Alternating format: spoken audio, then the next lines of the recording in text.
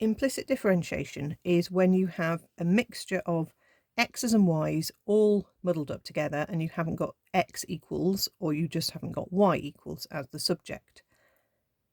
To differentiate, what you've got to do is go along the line, and when you see an x term you differentiate it normally, and when you see a y term you have to differentiate it as if it's an x, so apply whatever normal rule you would do.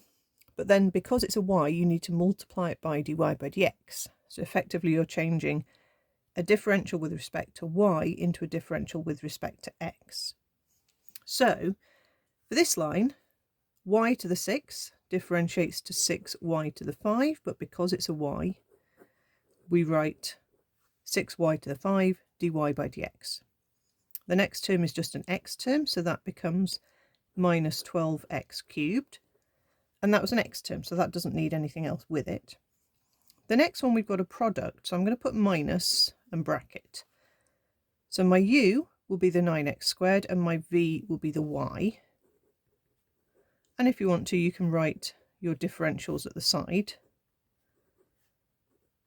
You can just work it out as you go. So 9x squared differentiates to 18x. Y differentiates to a 1, just like an x would differentiate to a 1. And because it's a y, we multiply it by dy by dx. So our product rule, which is uv dash plus vu dash, will then become 9x squared multiplied by dy by dx plus 18x times y. Close that bracket. A number term disappears and still equal to 0 because that's still a 0.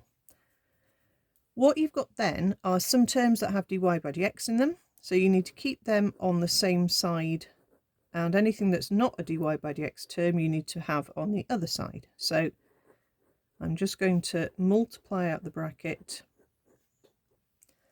and I'm going to at the same time move the terms that are not dy by dx's over there. So that's going to become a positive 12x cubed. That would have been a minus there, and as then we hop it over, it'll become a plus 18xy. Take your dy by dx as a common factor.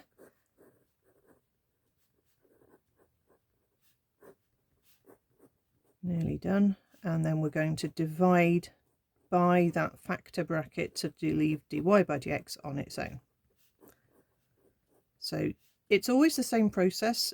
You just have to be very careful not to make mistakes as you go through. Okay, now the answer we need to give, we need to divide through by a factor of 3, don't we, to get those numbers. Okay, so if I divide everything by 3,